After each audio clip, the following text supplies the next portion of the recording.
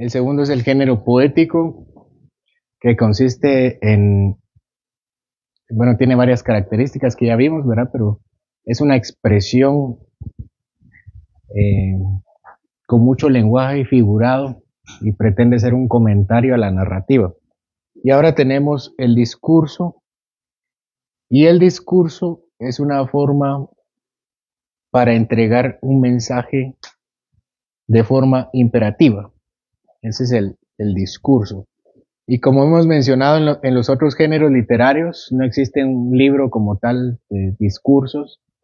La mayoría de libros tienen este tono o tienen historias relacionadas con este tono. Encontramos diferentes discursos en la Biblia. ¿Alguien puede mencionarme cuál es el primer discurso que encontramos en la Biblia?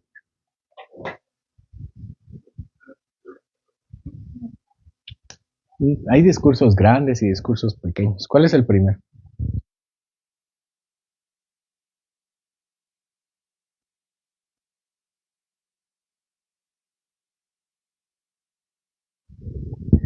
Debemos entender discurso no como una ponencia, como ver a un presidente en un meeting o sí, en una reunión política, sino el discurso como una entrega de un mensaje que se pretende que sea instructivo. Eso es un discurso, o ese es el género discursivo. ¿Cuál es el primer discurso?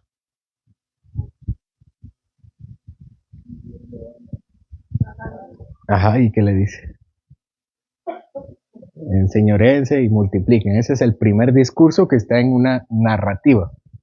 Primer discurso que encontramos en la Biblia. Entonces tenemos la narrativa que es la que nos describe qué es lo que está pasando. El Señor está creando y crea al hombre y es el pináculo de la creación y descansa Dios y vuelve y retoma el tema del hombre y cómo lo crea a la mujer y entonces les da el mandamiento y ese mandamiento es el discurso de Dios. Hay discursos en primera persona y discursos en tercera persona. ¿Cuál es la tercera persona? ¿Cuál es la primera persona mejor? Yo. Segunda. ¿Y tercera? Él. Eso es del singular, primera persona, segunda persona y tercera persona del singular. Entonces lo que tenemos en el mandamiento del Señor a Adán y a Eva es un mandamiento en tercera persona, es decir, el Señor, un tercero que no soy yo, se lo da a otro tercero que es Adán. Pero también hay mandamientos de una segunda persona. ¿Cuál es el mandamiento para segunda persona? O en primera persona, mejor dicho. ¿Cuál tenemos discursos en primera persona?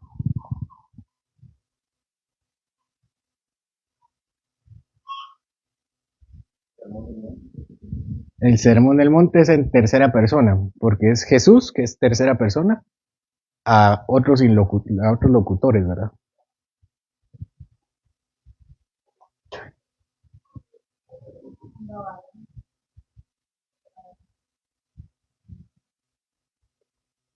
Es ese tercera persona y tal vez no podría considerarse discurso. Tercera es otro, ¿verdad? Es uno diferente. Primera persona soy yo y segunda persona es tú. ¿Cuáles son esos discursos? ¿Dónde encontramos esos discursos? Otra vez, son tres, ¿verdad? La tercera persona es un tercero que es Job y Dios, que es un otro tercero, que se está narrando las conversaciones que tienen otros. Lo que estamos buscando es algo que se nos diga a nosotros. ¿Qué se nos dice a nosotros? ¿Quién nos habla directamente a nosotros? Las,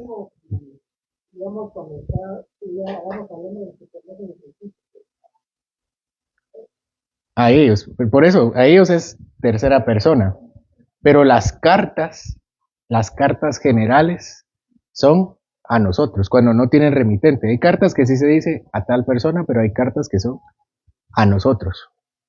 Esas son cartas en primera y segunda persona. En general, toda la Biblia es un mandamiento y un discurso para nosotros, pero hay cursos que están narrados como tercera persona y discursos que están narrados como primera persona. Bueno, ¿cuáles son las características de los discursos? La primera característica de los discursos es que tienen un fin didáctico o instructivo. ¿Qué significa la palabra didáctico?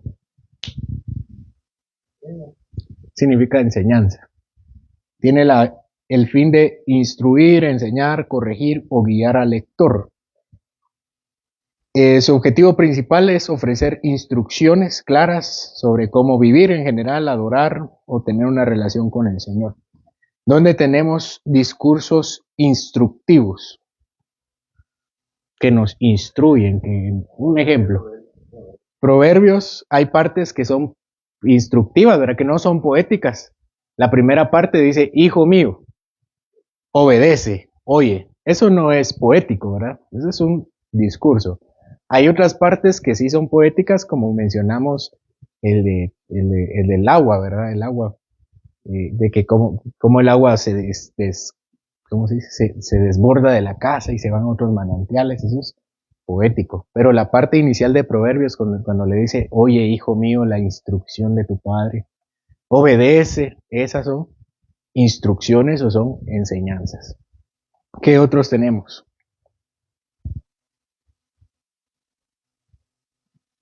A manera de instrucción. Los 10 mandamientos son otros, ¿verdad? Es cuando el Señor les ordena y les dice, hagan esto. ¿Algún otro? Ya hemos dicho otro. El Sermón del Monte es otro discurso didáctico. Hay muchos temas de enseñanza práctica.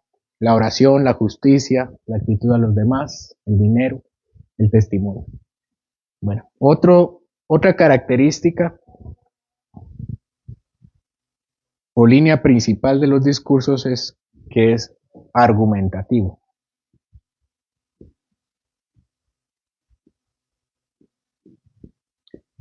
¿Qué significa la palabra argumentativo?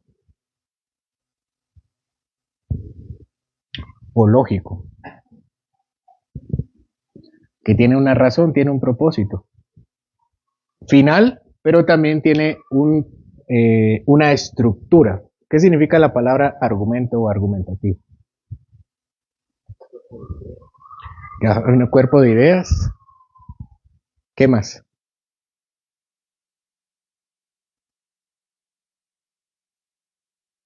Puede ser una idea que se defienda, pero hay una secuencia lógica de ideas y tiene un propósito final. Y no son ideas al azar, ¿verdad? No son pensamientos al azar, como podría ser el libro de Proverbios o el libro de Cantares, que son ideas, ¿verdad? Ideas al aire. El discurso tiene un propósito argumentativo. Veamos algunos ejemplos. El discurso, hay varios discursos en Deuteronomio, pero hay un discurso sobre las bienaventuranzas y las maldiciones, o sobre las bendiciones y las maldiciones. ¿Cuál es la estructura o cuál es la argumentación de ese discurso? ¿Se recuerdan de ese discurso? Dice, si tú obedeces, el Señor te dará, te dará, te dará, y prosperar, prosperar, prosperar. Si no, te maldecirá y te maldecirá y te maldecirá y te maldecirá. ¿Se recuerdan de ese discurso, verdad? Las bendiciones y maldiciones de cumplir o incumplir el pacto.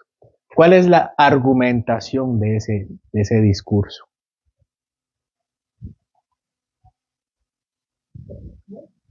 El pecado. Ese es su propósito, es uno de sus propósitos, ¿verdad?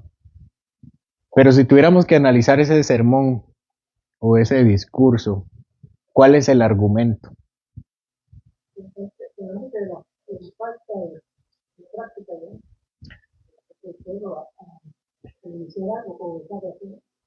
Si tiene un propósito que es cumplir el pacto, ¿verdad? La práctica, cumplir el pacto. Esa es su idea principal, el cumplimiento del pacto. Y esta idea principal se desglosa en dos ideas secundarias. ¿Cuáles son las dos ideas secundarias? Obedecer y desobedecer.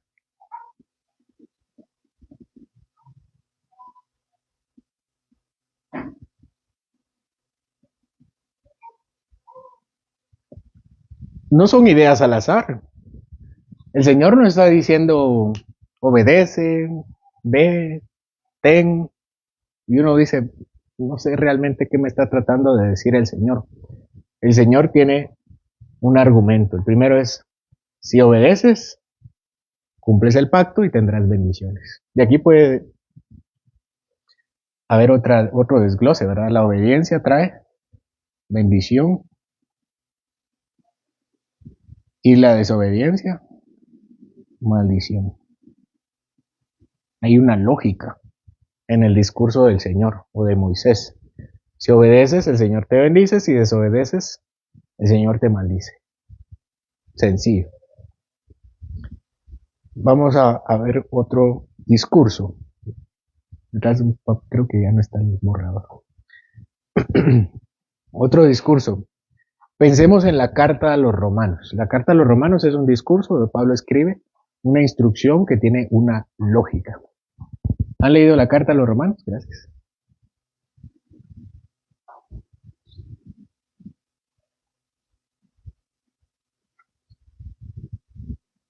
¿Sí? ¿Cuál es la idea principal de Romanos? ¿De qué trata Romanos? En una palabra, una frase. Salvación. El Evangelio. La salvación o Evangelio. Vamos a poner salvación. La salvación. Pablo tiene un propósito. Explicar qué es el Evangelio o explicar qué es la salvación. La salvación es el fin y el Evangelio es el medio. No importa. ¿Cómo argumenta Pablo esto en sus capítulos? ¿Cuál es la primera idea que presenta? El argumento. Todos somos pecadores. La naturaleza, ¿verdad? Ese es su primer argumento. Todos somos pecadores. ¿Cuáles son las razones que da para este argumento? ¿Cuáles son las razones?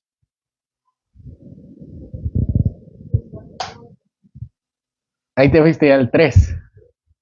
El primer capítulo, ¿verdad? Exacto. ¿Conocen a Dios?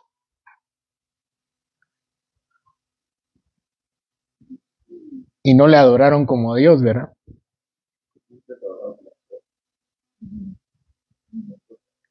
Adoraron a lo creado, lo que dijiste, ¿verdad? Conocen a Dios y no le adoraron.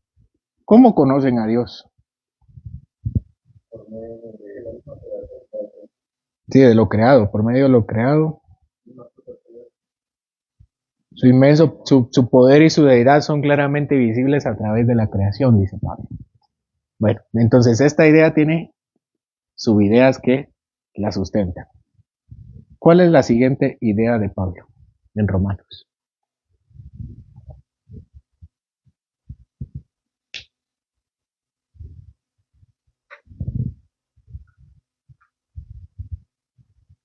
Bueno, aquí más que todos son pecadores, empezamos hablando de los gentiles.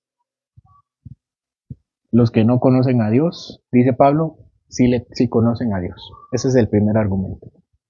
El segundo argumento es, los judíos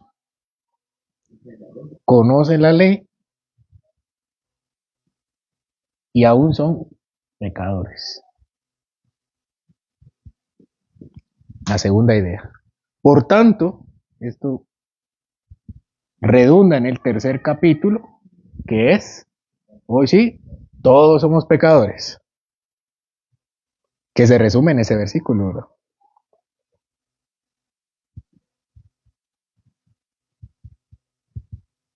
Dice, todos se desviaron, aún se hicieron necios, no hay nadie justo, no hay quien conozca a Dios. ¿Qué más dice?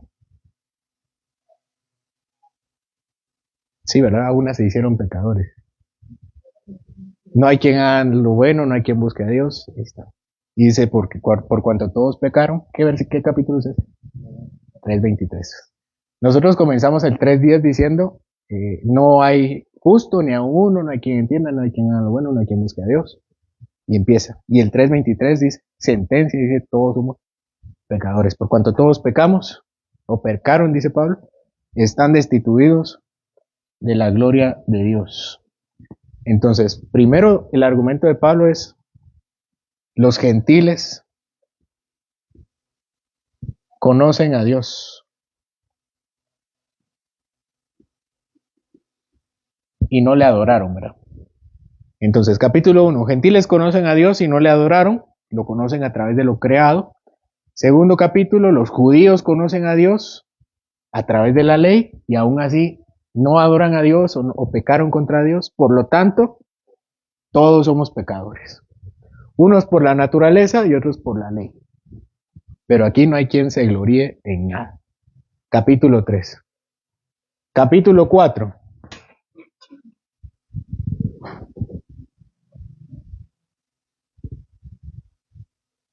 ¿Qué sigue hablando Pablo? En el 4. Ok. Entonces necesitamos la fe, pero la justificación, la justicia de Dios. Capítulo 4. Necesitamos la justicia de Dios. Capítulo 5.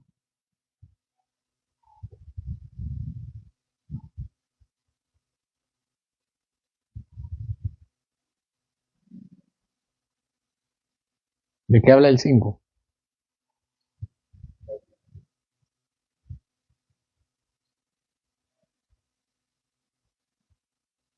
Aquí Pablo nos da la solución que es el Evangelio. Mas Dios muestra su amor para con nosotros, en que aún siendo pecadores, Cristo murió por nosotros. Es el versículo lema del capítulo 5, ¿verdad?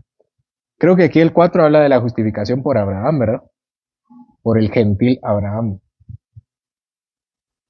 Y aquí desde ya empieza la idea de que Abraham es un gentil y por Abraham siendo gentil la salvación es tanto para los gentiles como los judíos. Por eso es una idea que desarrollará después. El 6 vuelve a hablar de la naturaleza del pecado con el 7, ¿verdad? 6 y 7. El 8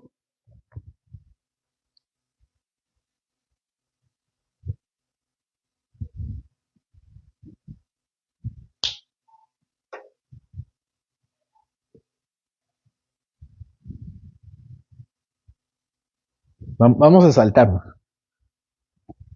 Bueno, el 8 habla sobre también la salvación, vuelve a caer en la salvación.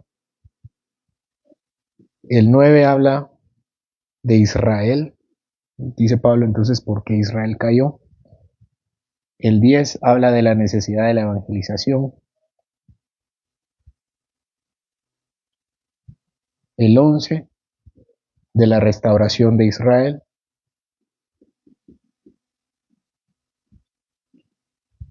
Ok. Y esta es la primera parte de Romanos, del capítulo 1 al 11, que es la teoría. Vean cómo Pablo argumenta. Primero habla de la teoría. A partir del 12 dice, ¿cuál es la palabra con la que inicia el 12?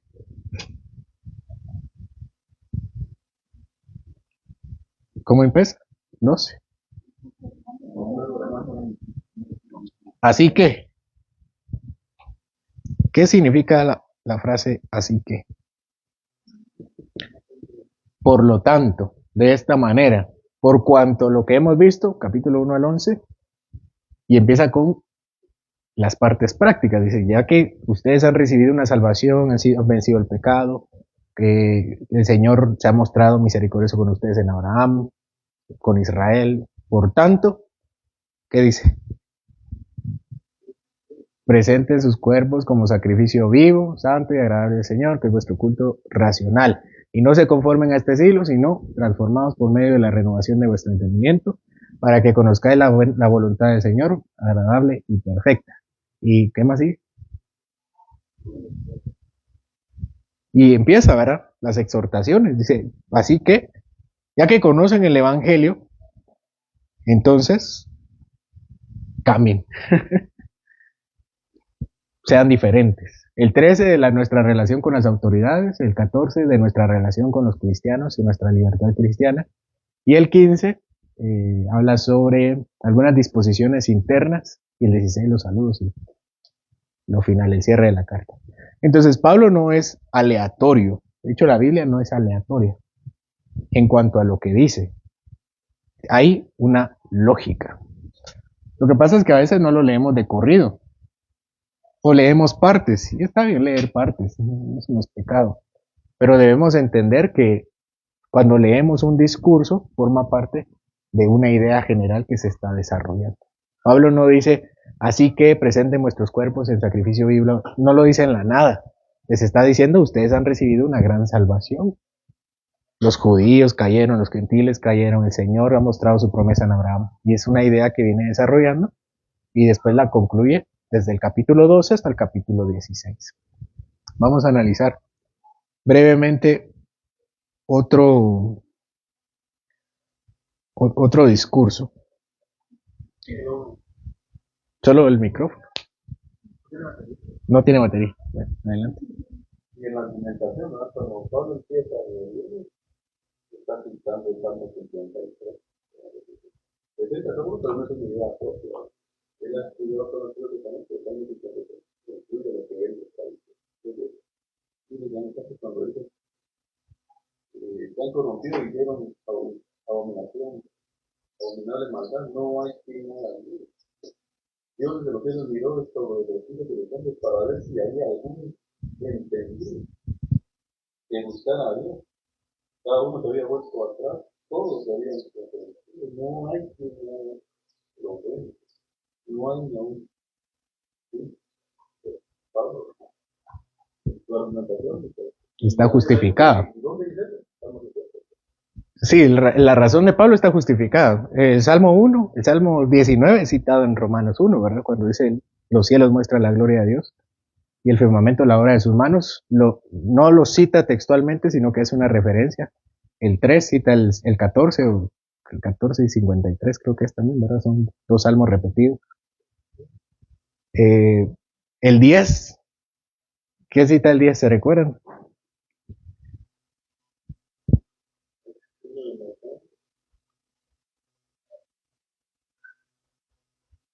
Bueno, y cita, da sus justificaciones, no solamente lo dice, sino dice cuáles son las razones por las cuales está diciendo lo que dice. Bueno, seguimos con otro. Vamos con la estructura de Gálatas. Gálatas es un discurso. También. ¿Cómo inicia Gálatas? Este es menos, es también teológica, pero es menos teológica, porque inicia con un regaño. Oh Gálatas insensatos, ¿qué os fascinó? Habiendo empezado por el espíritu, van a terminar por la carne. Primero es un regaño.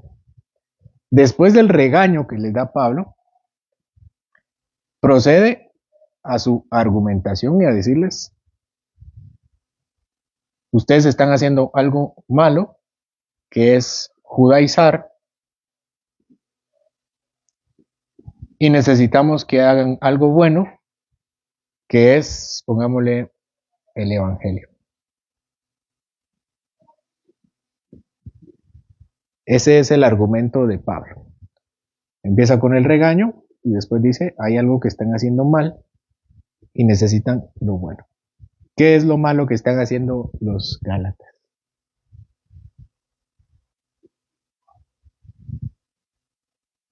¿Se recuerdan?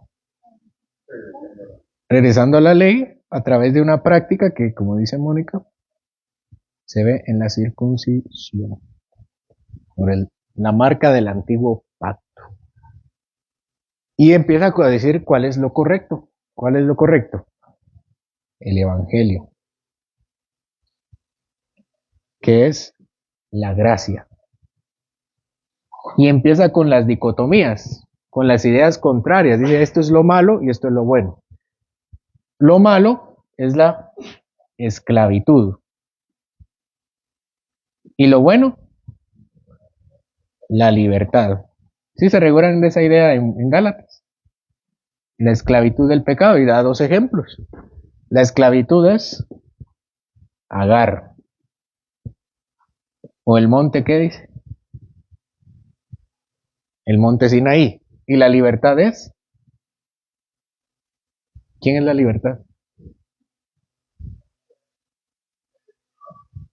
Sara, la libre. Y empieza con lo malo. Lo malo es judaizar, lo malo es la circuncisión, lo malo es la esclavitud, lo malo es Agar, lo malo es el monte Sinaí, lo malo es Ismael, hijo de Agar, que nace en Sinaí. Lo bueno es la libertad, representado en Sara, hijo de Abraham, que es también en su hijo Isaac. ¿Se recuerdan de Gálatas? Era Gálatas así. Así se va. Lo malo es sembrar en la carne. Lo bueno es sembrar en el espíritu. Quien siembra para la carne, segará corrupción. Mas quien siembra en el espíritu, segará vida eterna.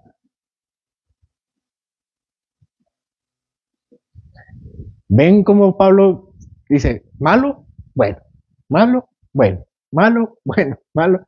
Por si no entienden, dice Pablo, o sea, porque ustedes están fascinados, ustedes están, perdón la palabra, pero eso significa idiotizados, están cegados, alguien los engañó, los fascinó, los convenció.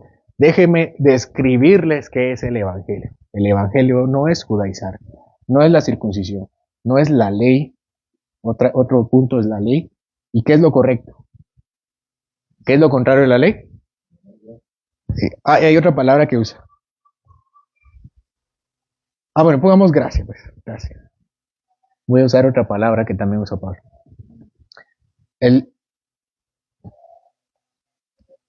Aquí es bueno, también usa la ley.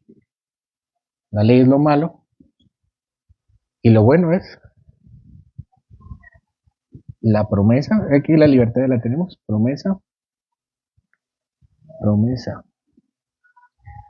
Lo malo es Moisés. A Moisés lo pone en el capítulo 3 como algo malo. ¿Y qué es lo bueno? Otro personaje. Ahí en el 3 habla de otro personaje. Abraham. ¿Se recuerdan de esta relación? Dice Moisés es un pacto, pero 400 años después, primero vino la promesa a Abraham y todos los hijos de Abraham, porque es Abraham a su simiente y la simiente es Cristo. Pero Cristo nace de la idea desarrollada de Abraham en contraste con Moisés. Esto está en el capítulo 3. Entonces, con dibujitos y con una dicotomía, entiendan, esto está mal, esto está bien. Mal, bien, mal, bien, mal, bien, mal, bien, mal, bien. Y así son los 6 capítulos de Gálatas.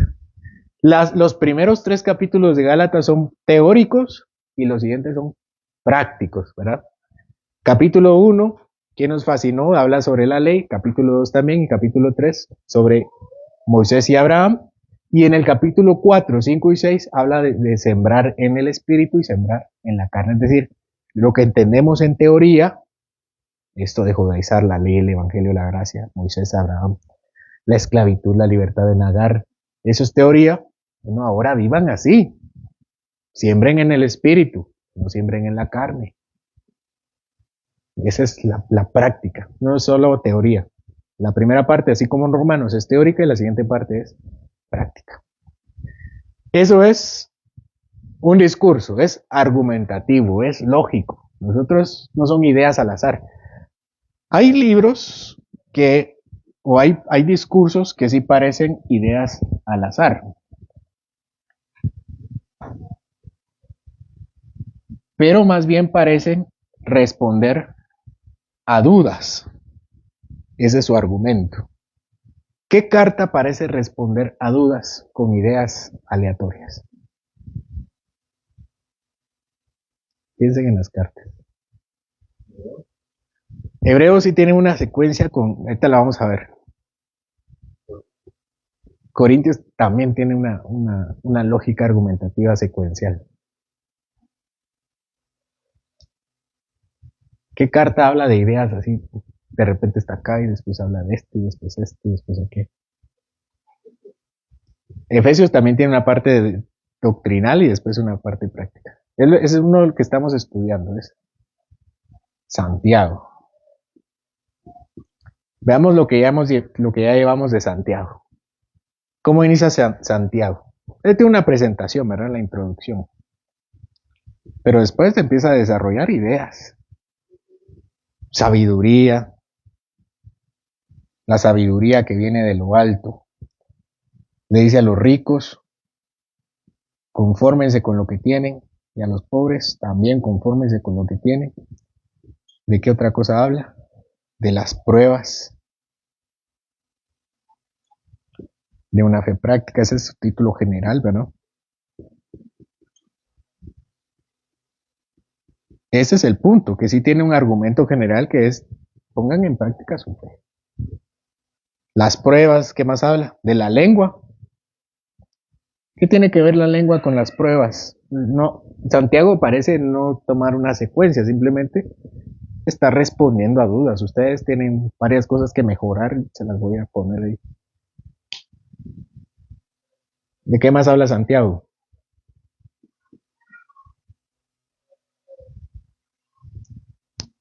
De las obras, de la oración al final, ¿verdad?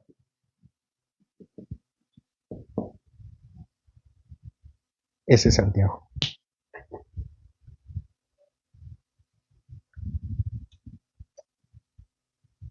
Pero Santiago parece tener un eco de otro discurso.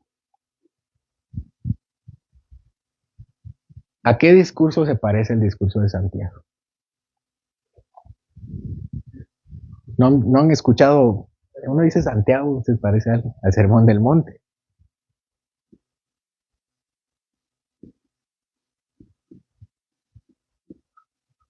Entonces Santiago no está tan perdido, más bien parece ampliar el discurso del Señor. ¿Cuáles son las relaciones entre el Sermón del Monte y Santiago? ¿Cuáles son las ideas que se repiten?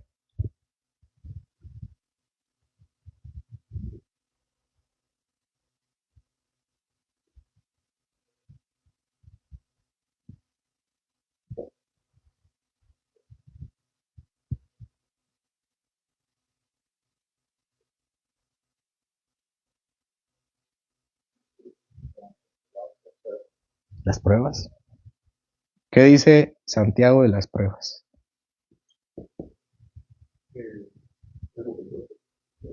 En diversas pruebas. ¿Y qué dice nuestro Señor de las pruebas? Ahí está. Santiago parece un comentario al Sermón del Monte. ¿Qué otra idea?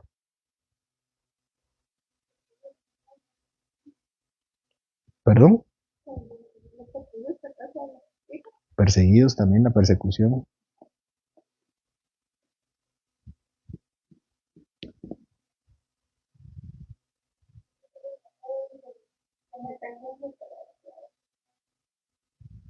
También de la paciencia, de la lengua, de las obras, el testimonio. Entonces Santiago no es alguien que no sabe de qué está escribiendo. Santiago está ampliando el Sermón del Monte. Está poniendo en práctica el Sermón del Monte. Bueno, esa es una característica del discurso. Es lógico, tiene un propósito general, tiene razones, tiene argumentos, tiene pruebas. No es como la narrativa tampoco tiene propósito, la narrativa describe. Si tiene sentido para el lector o no tiene sentido, el punto es que ahí está escrito lo que pasó. La poesía también en general trata de describir la naturaleza, la salvación de una forma poética, pero el discurso trata de dar una posición, una defensa, una exhortación de manera lógica. Otra característica del discurso, que es el uso de imperativos. ¿Qué significa la palabra imperativo? ¿Qué significa, pero? Es una orden. El imperativo es un modo gramatical. ¿Qué otros modos gramaticales hay aparte del imperativo? dubitativo, que son las que se presentan de forma de duda, los indicativos, que son descripciones, y los imperativos. Bueno, el indicativo indica, ¿verdad? Por ejemplo, él corre. Este es indicativo. ¿Cómo está el dubitativo? Dubitativo. ¿Corre él? ¿Y el imperativo? Corre. ¿Qué es esto? Si alguien dice corre, ¿qué está haciendo? Está dando una orden. De eso está lleno los discursos. No son sugerencias, no es indicativo, él no está describiendo. Cuando yo digo él corre, solo estoy diciendo lo que está pasando. No tengo ninguna intención más que describir. Si yo pregunto, ¿corre él? Es una pregunta, una duda, pero si yo digo corre, estoy dando una orden. Vamos a revisar otros libros. Corintios. ¿Qué órdenes tenemos en Corintios?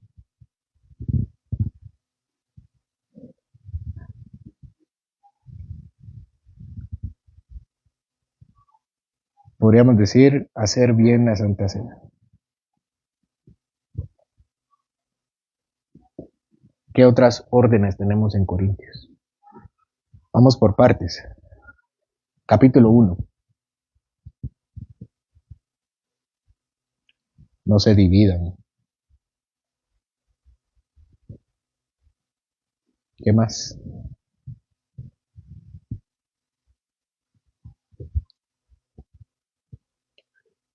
Tenemos también juzguen. Juzguen asuntos eclesiales, ¿verdad? Tenemos también ofrenden, hermanos, por favor. Capítulo 9. Cúbranse la cabeza, hermanas.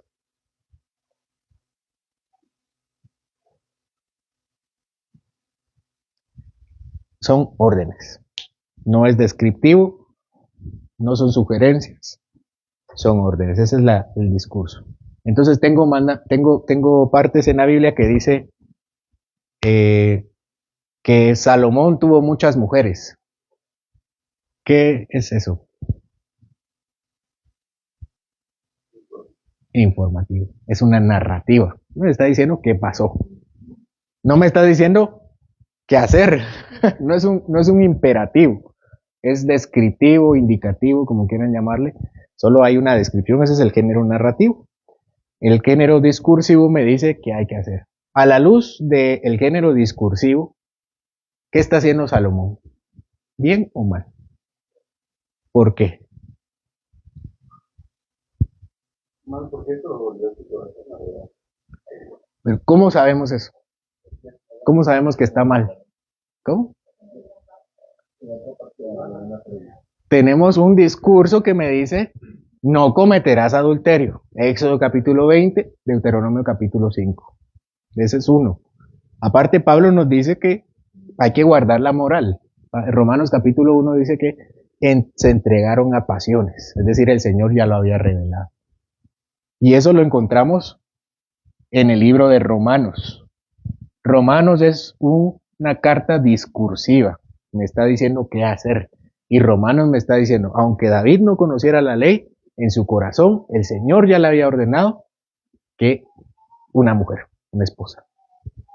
Aparte tenemos los 10 mandamientos y así tenemos varios textos. Levítico 19 habla sobre con quién no tener relaciones sexuales, Levítico 19. Y así, ¿verdad? Tenemos otros pasajes y así dice mucho, ¿verdad? Es que David tuvo relaciones, tuvo muchas mujeres, Salomón también. Sí, pero ese es un género narrativo, es lo que me está diciendo, es que pasó. No me está diciendo, vas, eso, imítalo. En todo caso, tenemos Filipenses donde Pablo dice, imítenme a mí.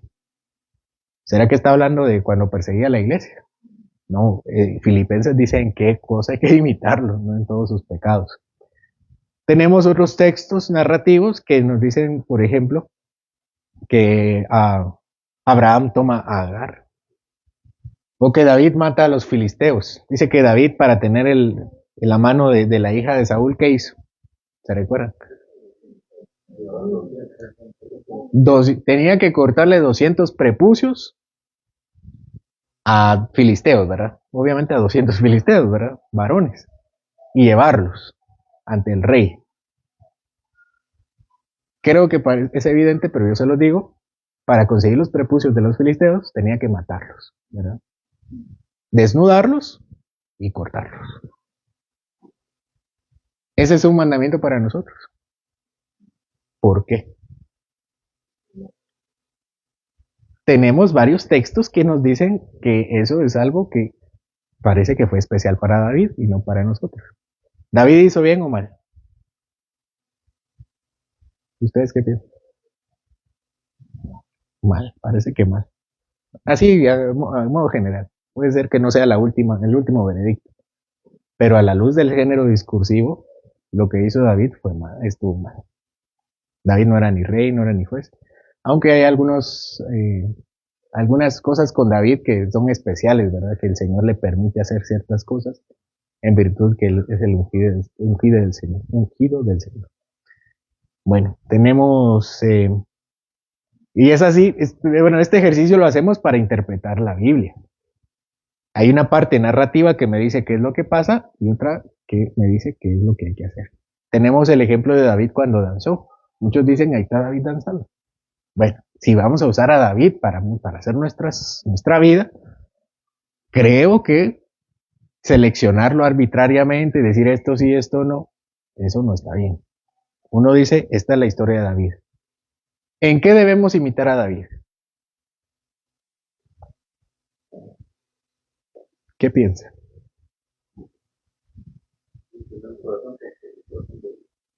¿Por qué sabemos eso? ¿Por qué decimos que eso de David hay que imitar?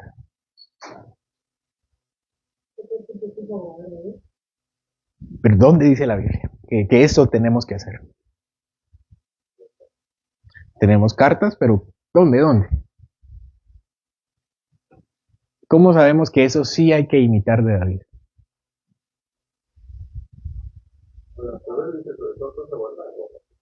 Ahí está, ahí tenemos un mandamiento, es un discurso sobre toda cosa guardada. Ahí viene el imperativo. ¿Cuál es el imperativo? Guarda tu corazón. No dice alguien guarda su corazón, él guarda. Guarda tu corazón. No es pregunta, no es indicativo, es un imperativo que me dice, sobre todo, guarda tu corazón. Ahí está David. David, bien, pero no es imaginación.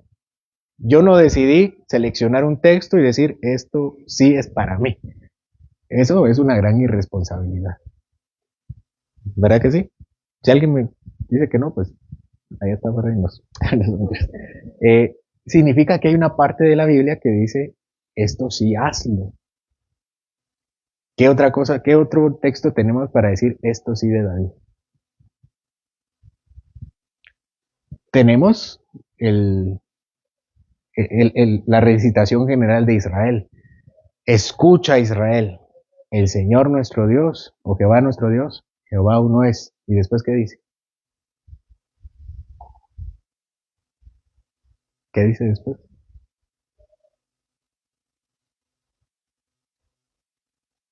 Y amarás al Señor tu Dios con todo tu corazón. Amarás. ¿Qué es amarás? Es un imperativo. Después nuestro Señor Jesucristo dice, el más grande mandamiento es, amarás, y cita Deuteronomio. Entonces eso es un imperativo. ¿Hay que imitar ese de David? Sí. ¿Por qué? Porque la Biblia lo dice. No porque yo creo que está bien, ni porque yo creo que está mal. Entonces nadie me está preguntando mi opinión. Así yo digo que está bien y que está mal. No es porque sea intuitivo, ni porque yo crea, ni porque mis valores que me enseñaron en mi casa así son. Es porque lo dice la Biblia. Ese es el estándar. ¿Cómo sabemos que David cuando toma a la mujer de Urías Eteo y mata a Urías Eteo está mal? Porque la Biblia lo dice. Natán le dijo, Natán llegó y le dijo, tú eres ese hombre. Entonces, hay unas que son obvias, como matar o como amar, pero hay otras como el de la danza. ¿Cómo sabemos que danzar está bien o está mal para la adoración a Dios? ¿Cuál es la respuesta?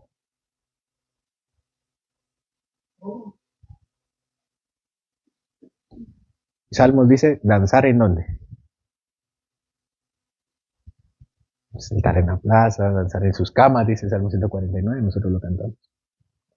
Pero cuando vemos la adoración en la sinagoga o en el templo, nadie danza. Danza en su casa. Si alguien danzaba en el templo, le decían, no, danza en su casa, ¿verdad? En la sinagoga, ¿qué hacían? Lo mismo que en el templo. Entonces, ¿dónde tenemos eso? La descripción, la narrativa solo me dice qué está pasando. El discurso me dice qué tengo que hacer. El discurso me dice si lo que dice la narrativa está bien o está mal. Y eso lo encontramos en los mandamientos, en las cartas, sermón del monte, sermón de Moisés, y ahí tenemos varios géneros. En los proverbios también hay imperativos, como sobre toda cosa guardada, guarda tu corazón. Ese es un imperativo, me está diciendo qué hacer. Bueno, vamos a seguir. Otra característica es que es doctrinal. Doctrinal, la palabra doctrina significa enseñanza, es que digamos que viene siendo casi lo mismo. Pero cuando nosotros hablamos de doctrinal nos referimos a que es dogmático o de práctica de la iglesia. La Santa Cena. Tenemos una narrativa de la Santa Cena. ¿Cuál es la narrativa de la Santa Cena? La narrativa, los evangelios. ¿Cómo sabemos que eso que hizo nuestro Señor Jesucristo lo tenemos que hacer nosotros? En memoria de mí, ¿en qué libro?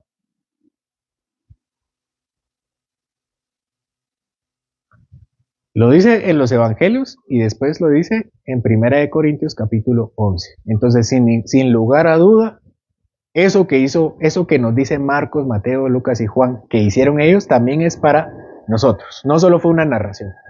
Otro ejemplo, lavar los pies. Jesús esa misma noche lava los pies de sus discípulos. ¿Cómo sabemos que es para nosotros o no es para nosotros? Exactamente. Dentro de la descripción de la narración de la Santa Cena dice, háganlo hasta que yo venga. Y después Corintios, que es una carta imperativa, me dice, háganlo. Los corintios lo siguen haciendo. Entonces, sigámoslo haciendo. ¿Qué pasa con los pies? Es una narrativa, no me dice, el Señor no dice háganlo, al contrario. Pedro intenta hacerlo y ¿qué le dice a Pedro? No, yo te tengo que lavar a ti. Entonces lávame todo, dice Pedro. ¿Qué dice nuestro Señor? No, solo los pies. Solo los pies. Eso es suficiente. Y después no tenemos ninguna otra mención que diga, lávense los pies. Eso lo hace el Papa de vez en cuando. Y otras tradiciones cristianas que también lo tienen por sacramento. Entonces, el discurso me dice qué es doctrinal y qué no es doctrinal. Tenemos la práctica del bautismo, otro sacramento. ¿Cómo sabemos que debemos hacerlo? Hay una orden, le dice bautícense, o vayan y bauticen, hagan discípulos y bauticen. No solo está en el libro de Hechos que ellos lo hicieron, esa solo es una narración, Hechos es una narración, sino que Jesús les dice vayan y bautícense. Y Pablo en las cartas después dice, yo no bauticé a nadie, qué bueno que solo bauticé a tal y tal y tal persona. Pero recuerdan, en 1 Corintios dice, yo solo bauticé a unos cuantos y gracias a Dios a nadie más. Entonces no solo tenemos la narración, sino que tenemos la doctrina en el género del discurso, el género donde me dice qué hacer y qué no hacer. Los sacrificios, un último doctrinal. ¿Cómo sabemos que ya no debemos hacer sacrificios?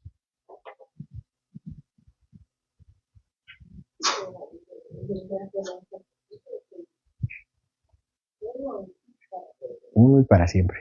Esa es la explicación. Pero ¿dónde dice ya no? En el mismo Hebreos. Entonces, tenemos que el sacrificio de una vez y para siempre es la justificación de la orden. ¿sí? Es la justificación de la orden. La orden es, los sacrificios cesaron, ya no más. Y después me dice, ya no tienen que hacerlo porque eso tiene un propósito que era, que era antes el sacrificar con animales para aplacar la ira de Dios, pero ahora en Jesucristo ya una vez y para siempre. Pero esa es la justificación. Aparte está el mandamiento en el libro de los Hebreos que me dice, ya no hay necesidad, ya. Pero sí debemos ofrecer otro sacrificio. Después nos dice, nos da una orden en el libro de Hebreos y dice, sí sacrifiquen, pero no como antes. Hay una nueva forma de sacrificar. ¿Cuál es? Sacrificios de alabanza. ¿Cuál es la orden? ¿Cuál es el imperativo? Ofrezcan. Es decir, háganlo. No está diciendo, no está describiendo, no está preguntando, está diciendo, ofrezcan sacrificio de alabanza al Señor. Entonces nosotros estamos aquí reunidos ofreciendo sacrificios de alabanza. No lo está narrando, lo está diciendo. Bueno, tenemos una característica más, que es el uso de advertencias y consecuencias.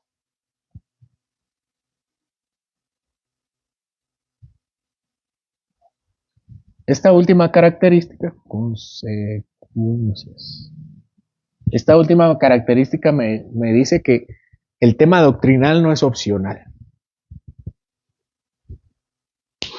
¿Verdad? Eso es lo que me dice. ¿Por qué no es opcional? Porque si no lo haces, tan. Al tema anterior, ya estaba los Salmos 50 de la adoración. Oye, pueblo mío, y hablaré, escucha y veré, y testificaré con el corazón. Yo soy Dios, el Dios tuyo, no te reprenderé por tu sacrificio ni por tus holocaustos que están continuamente delante de mí.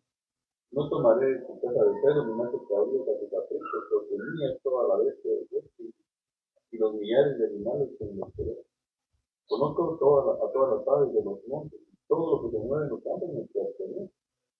Si yo tuviese hambre, no te lo diría a ti, porque mío es el mundo que te dice. He de comer yo carne de toro, pero yo sangre de más extravíos. Sacrifica a Dios alabanza, paga el voto para ti. El voto me envíe la angustia que yo me honrará.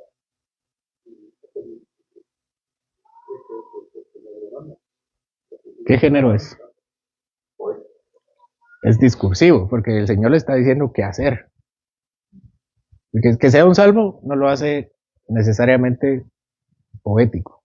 Hay algunas figuras poéticas ahí, pero en general le está diciendo al Señor qué hacer. Tenemos salmos poéticos como alzado puertas vuestras cabezas, alzados puertas eternas, y entrará el reino de gloria. Esa no es ninguna orden en nosotros, ¿verdad? Nos está diciendo qué pasa. Pero este sí es una orden, dice sacrifiquen así, así, así, así. No sacrifiquen así, así, así. ¿Verdad? Entonces tenemos una orden. Esta última parte me dice que lo que tenemos son no sugerencias, sino órdenes, porque si no las cumplimos hay consecuencias a nuestros actos. ¿Dónde encontramos consecuencias?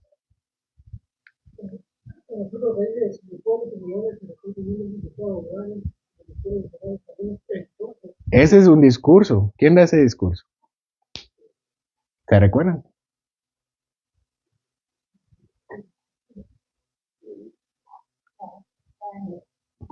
En Crónicas.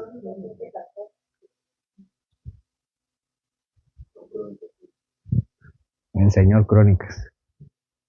¿Quién lo dice?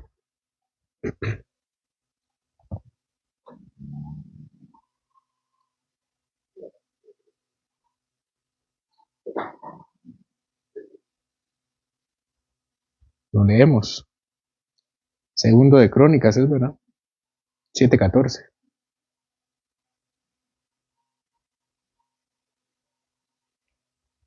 ¿Cómo sé sin leer lo que es un discurso?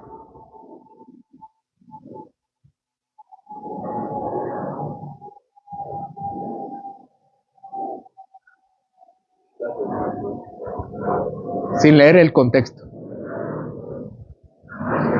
Por el uso de imperativos.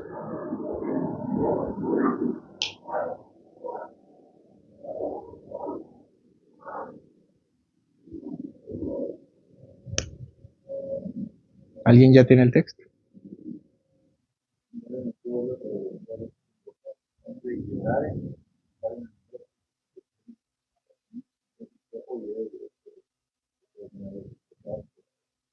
¿Quién lo dice entonces?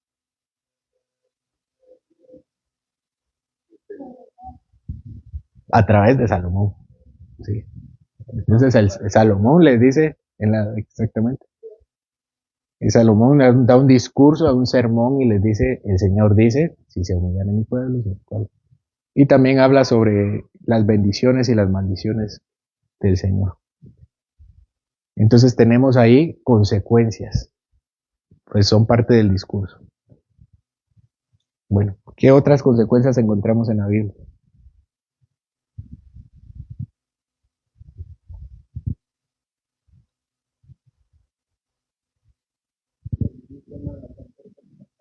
En la Santa Cena. Sí, da los lineamientos, y esto es lo correcto, y después dice, no hagan esto. Y si hacen esto, ¿qué pasa? ¿Qué pasa si hacen mal la Santa Cena? Hay muerte y enfermedad, son las dos consecuencias. Muerte y enfermedad. Bueno, ¿dudas? ¿Comentarios? Entonces, la diferencia para cerrar este tema.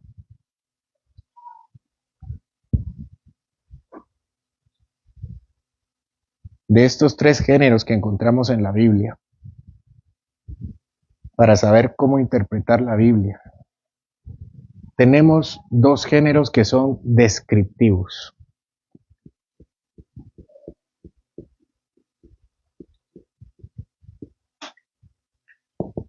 ¿Cuáles son los géneros descriptivos? El narrativo y el poético. Y tenemos un género imperativo, que es el discurso. El género descriptivo me dice qué es lo que está pasando. La narrativa me lo dice de una forma cronológica, como una historia, y el poético me lo dice de una forma bonita, romántica, es el poético. El discurso es el que me dice qué hay que hacer. Entonces yo tengo que interpretar la Biblia a través del discurso, la narración a través del discurso. ¿Cómo sé que Abraham obró bien? El género imperativo me lo dice. Abraham tenía que casarse con Sara y solamente con Sara. ¿Dónde dice que solamente con Sara? No lo dice, ¿verdad? Lo tenemos en los mandamientos, el Señor ordenándole. Tenemos a Caín matando a Abel. ¿Cómo sabemos que está mal? Los mandamientos, el género imperativo me lo dice. No sé si pueden ver. Si yo no hago la distinción de géneros, entonces la Biblia se empieza a contradecir. Y algunos no concilian esto y escogen qué hacer y qué no hacer. Saquemos un shofar y toquémoslo. Bueno, saquemos las espadas también, si después del shofar vienen las espadas. No, eso no. Pero ¿qué criterios utiliza usted para decir shofar sí, espadas no? Es que es lógico. ¿Lógico para quién?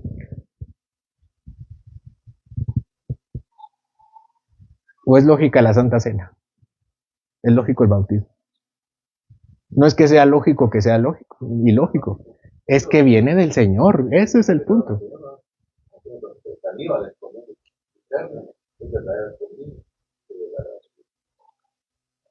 Sí.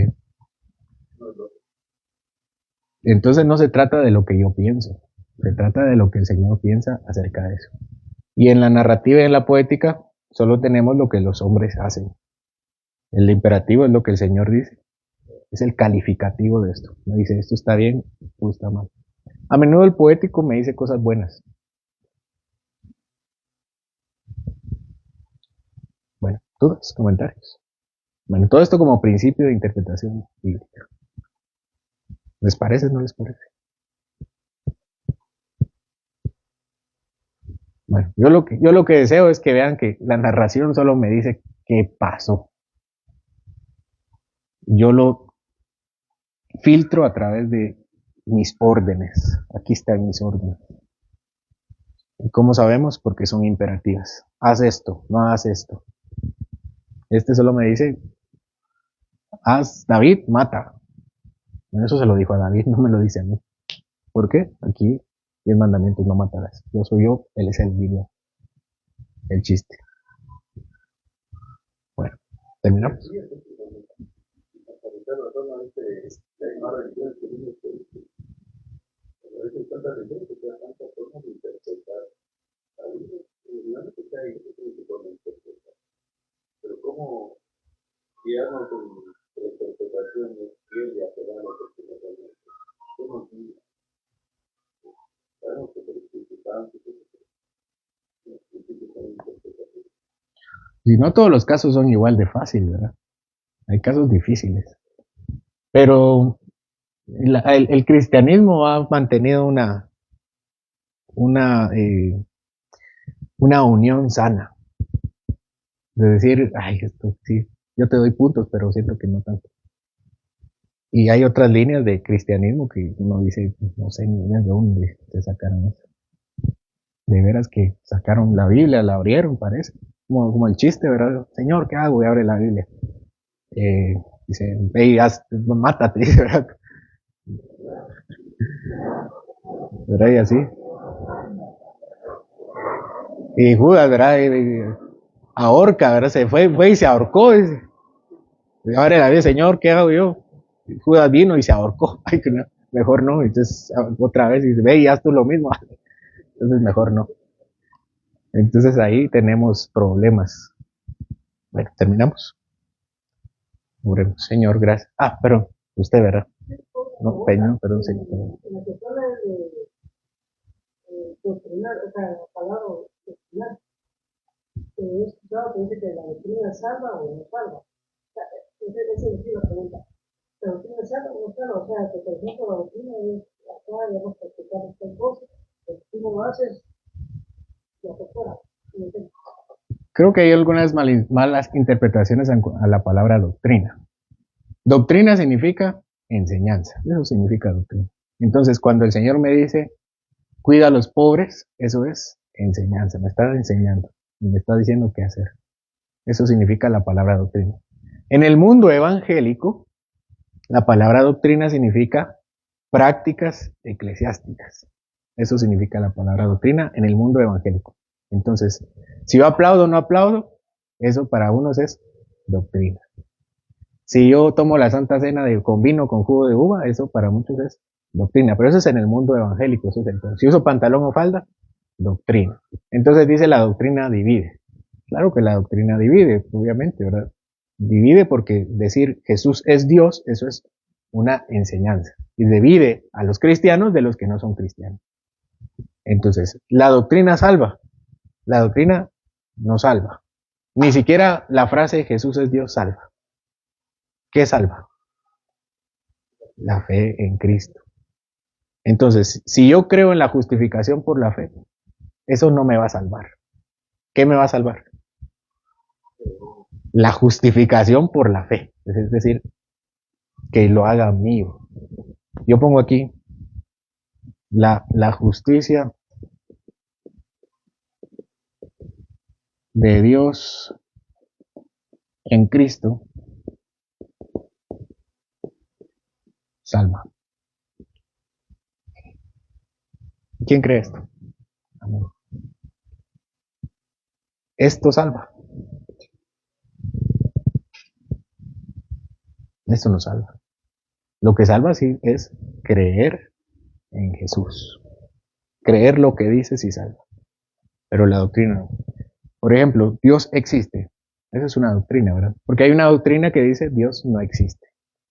La doctrina de Dios existe, ¿salva o no salva? Para quien lo cree, pero la doctrina no. ¿Quiénes creen esa doctrina? ¿Quiénes creen en la doctrina de que Dios existe? Los cristianos, los judíos, los demonios. Los demonios creen en la doctrina de que Dios existe. ¿Los demonios creen en la doctrina de que Dios salva? Sí, creen. Creen, ¿verdad? Ese es el punto.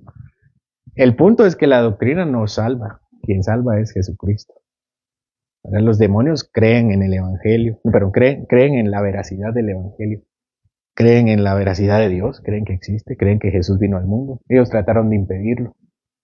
Creen que Jesús es el Salvador del mundo. Esas doctrinas las conocen y las saben, pero no ese es el punto. El punto es creer que Dios salva en Cristo Jesús y se arrepienten de sus pecados. Pues con César tenemos la misma edad. Y nosotros pertenecemos a una generación donde claramente empezó a haber un movimiento pentecostal y neopentecostal versus versus las iglesias conservadoras y tradicionales. Y entonces estos movimientos pentecostales y neopentecostales empezaron a ver mal esta palabra para romper ese tema. Entonces la palabra doctrina empezó como a pervertir. Ese es el contexto verdaderamente. Entonces, cualquiera que no quería cambiar, como más o menos Gálatas, estaba con la ley, estaba la palabra. Entonces, parecía que los que tenían doctrinas firmes y fuertes eran legales. Entonces la palabra doctrina, el proceso de que pero nos ha tocado vivir estos cambios en la iglesia y los estamos viviendo hoy también. Porque hace 30 años también los evangélicos no veían mejor. Yo veo hoy en día que muchos evangélicos beben mucho. Y la pregunta que deberíamos hacer también sería si todos los evangélicos de hoy son beben mucho. Y yo creo que hoy hay muchos evangélicos que no.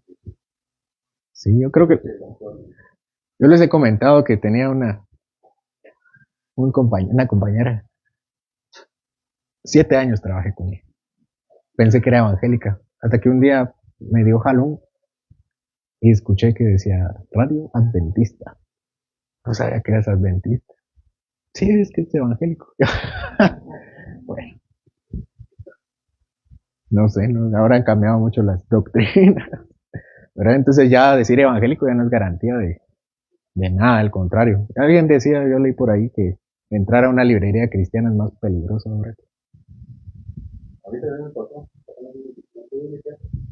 yo que te financié las tareas de presupuesto, llegaron mis oficinas, yo nunca llegué a la oficina, yo hablaba, de Dios, y todo, bueno. Lo pasaron bien, ustedes, pero sé que llegué a la oficina de ellos, y última por la tarde de la computadora,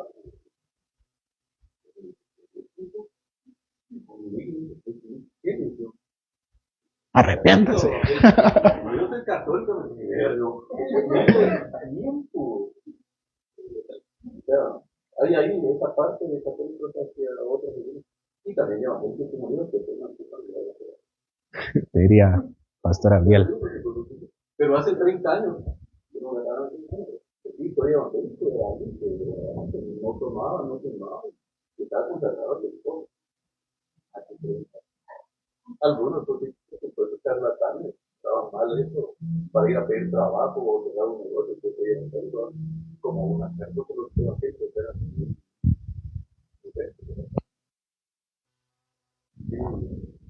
Debe estar en el curso de meditación.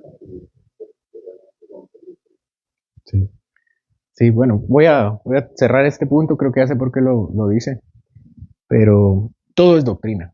Es decir, Jesús es Dios, es doctrina, Jesús es el Salvador, es otra doctrina. Y hay una doctrina contraria, que es Jesús. Dios no es real, Jesús no es Dios, Jesús es verdadero hombre, y todo eso es doctrina. Hay doctrinas que son importantes para la salvación, que muchos cristianos coincidimos que están en el credo. El credo es un resumen bueno que dice Dios, Padre Todopoderoso. Quien no cree que el Señor es Dios Padre Todopoderoso, no está en la salvación. Que Jesús salva, eso es esencial para la fe. Que Jesús viene, es esencial para la salvación. Hay otras, por ejemplo, como el tema del bautizo, sí hay que hacerlo por expresión, por inmersión, son doctrinas que algunos le han llamado secundarias, otros, yo creo que esa también podría ser una forma de entenderlo, que nos dividen como denominaciones, como iglesias, pero no como el cuerpo de Cristo. Yo puedo decir, hermano pentecostal, si usted cree que Jesús es Dios, amén, venga hermano, denme un abrazo, vaya a su iglesia después. No, definitivamente no nos vamos a poner de acuerdo en algunas cosas hasta que Cristo venga. Y hay otras doctrinas que incluso pueden coexistir dentro de la misma denominación. Ustedes conocen al pastor Román, que ofició la Santa Cena cuando él vino de México. Yo me acabo de enterar que cree que ya estamos en el milenio. Ay, pucha, hermano, le dije, bueno, que Dios tenga mis planos. No, entonces creo que hay cosas así que son más de tercer orden, le dicen algunos, que pueden coexistir dentro de una iglesia, entre pastores, entre hermanos, y no hay ningún problema para convivir. Entonces, podemos decir que el discurso tiene doctrinas, no toda la Biblia tiene doctrina, ¿verdad? Pero aquí la doctrina está en forma narrativa y debe interpretarse a la luz de la doctrina discursiva. Por ejemplo, buscar a Dios, que está en David, es una doctrina que está en narrativa, pero sabemos que es para nosotros por el discurso, porque toda la Biblia está llena de doctrina, toda la Biblia es doctrina, es enseñanza. La Biblia se llama doctrina, de hecho. ¿Cómo le dicen los judíos a la Biblia? Torah, al Pentateuco, y a todo se le dice Tanaj. ¿Qué significa Torah y Tanaj? Doctrina, enseñanza, instrucción. Entonces toda la Biblia es instrucción. Hay una instrucción que es para salvación, como las declaraciones de Dios salva, Jesús salva. Y hay otras que son para la vida práctica. Si el Señor quisiera solamente salvarnos, no tendríamos una Biblia. Tendríamos un papelito que dice, arrepiéntete de tus pecados y cree en Cristo para salvación. ¿Verdad? Eso diría. Una galleta de la fortuna con un papelito adentro de nuestra Biblia. Pero tenemos un libro que tiene 66 libros. Y hay un montón de cosas que hacer. ¿Para qué el Señor nos da un libro tan grande o tan pequeño? Puede parecer para algunos. ¿Por qué? Donde tenemos cosas como cúbranse la cabeza, tomen Santa Cena. La Santa Cena nos salva, ¿o sí? El bautismo nos salva. ¿Y para qué está ahí? ¿Por qué creen? ¿Para qué nos dio un libro tan grande? Y todo el libro no salva, lo que salva es Jesús. Para conocerlo, para amarlo, para buscarlo, para entender quién es Él. Eso es. Y en la medida en que nosotros estudiamos, o sea, de estudiar la Biblia a este nivel, es decir, Señor, yo te quiero conocer. Uno se enamora de una patoja y habla en el teléfono. ¿Y cómo te llamas? ¿Y cuál es tu color favorito?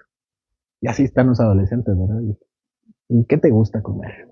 Y hablan y hablan y no dejan de hablar. Y olvidan todo por estar, bueno, ese es el amor que buscamos en el Señor. Decir, Señor, en serio yo no puedo pasar un día sin estudiar tu palabra. ¿Qué quieres de mí? ¿Cómo te puedo yo conocer a ti? No me sacio de conocerte. Eso es lo que buscamos al interpretar así la Biblia. Hay unas iglesias que dicen, vamos a ver qué es práctico y todo lo demás. Ezequiel, ¿verdad? ¿Cuándo van a predicar Ezequiel? Nunca. Si mucho, dame un nuevo corazón, que es un texto que está en Ezequiel. Y ya. ¿Por qué? Porque eso me sirve. ¿Por qué? Porque eso me interesa de Dios. No me interesa conocerlo, me interesa lo que Él me puede dar. ¿Y qué me puede dar? Un nuevo corazón. Eso es buen negocio, ¿verdad? Entonces, cuando hablamos de la doctrina, la estudiamos porque el Señor la puso ahí. Por eso.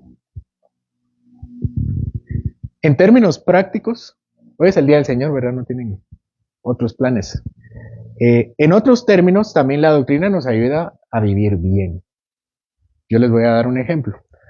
Conozco a alguien que perdió a su hijo y cree que cree que es culpa de las maldiciones generacionales, que no las cortó a tiempo. ¿Han escuchado esa doctrina, verdad? Que hay que desatarlas o descordonarlas o cortarlas, no sé cómo está el asunto, pero hay que, la Biblia dice que los padres, los hijos, hasta la tercera y cuarta generación, las maldiciones. Así dice, ¿verdad? Que castigará a los padres y a los hijos hasta la tercera y cuarta generación. Creo que lo dice el noveno mandamiento. Entonces dicen hay que romper esas cadenas generacionales. ¿Cómo se rompen? Las iglesias tienen muchas formas de hacerlo, pero creo que esta familia cree que eso no la rompió y por eso su hijo falleció. ¿Perdieron su salvación por creer eso? No. Pero esa doctrina carga su corazón.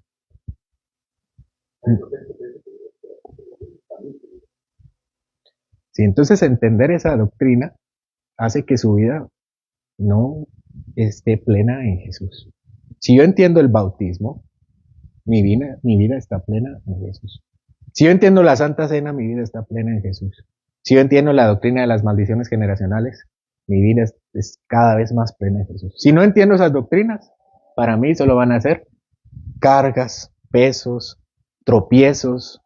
¿Sí? Eso es, si yo no entiendo que ir al culto es una delicia, yo voy a vivir el domingo amargado, triste, infeliz, porque no entiendo.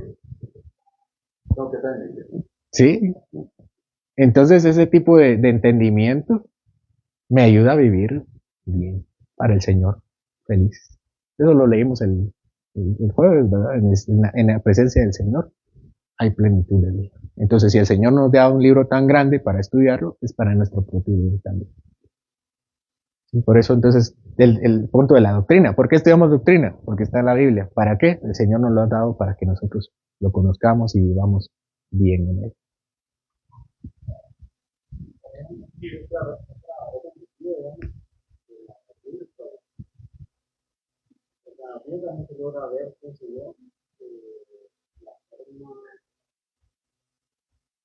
Una forma en la que Dios era plasmado para que vivamos lo más alto posible, para evitar estos desvíos.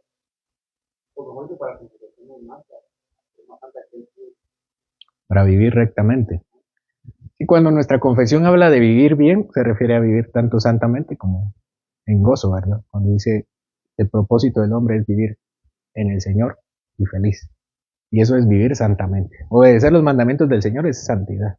Y obedecer los mandamientos del Señor es delicia también. Eso lo dicen los Salmos 119.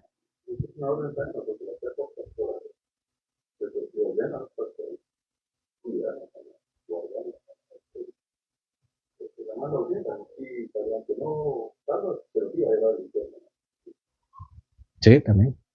Son de tropiezo. Les voy a dar un testimonio personal. Yo creo, como muchas iglesias presbiterianas, en el Día del Señor, la doctrina del Día del Señor, que el día de reposo cristiano es el domingo. Entonces yo antes del domingo salía y hacía mis cosas, mis 2 horas del Señor. Y cuando empecé con el tema del Día del Señor, decía primero, te estaría viendo tele. Haciendo cualquier cosa. Y después empecé, dije, ¿qué hay que hacer en el Día del Señor? Orar. Voy a orar. Entonces usaba el Día del Señor para orar. Todos los días trabajaba mis 8 horas, después acudía a los patojos, y me daba tiempo. Pero cuando empecé a entender el Día del Señor, dije, los mandamientos del Señor son buenos, son delicias. Entonces la doctrina del Día del Señor dejó de ser una carga para mí y se convirtió en una delicia, en un beneficio. Yo entiendo, sí, pues, uno es el necio, ¿verdad? Que no entiende. La doctrina del bautismo, entender el lavamiento, la purificación, es decir, Señor, gracias. Y así, con cada cosa. Mientras más vamos creciendo en entendimiento, más vamos creciendo en la gracia, en la santidad. Y por eso estudiamos la Biblia.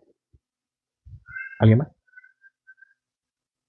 Bueno, espero no haberlos cansado tanto y que hayan salido bendecidos de acá. Los espero en la noche. Señor, gracias por este día tan beneficioso para nosotros, Señor, pero Más que ser un beneficio para nosotros, buscamos adorarte, entregar nuestras vidas por entero a ti, Señor, sin reservas, sin medida. Y buscamos amarte, Señor, sobre todas las cosas.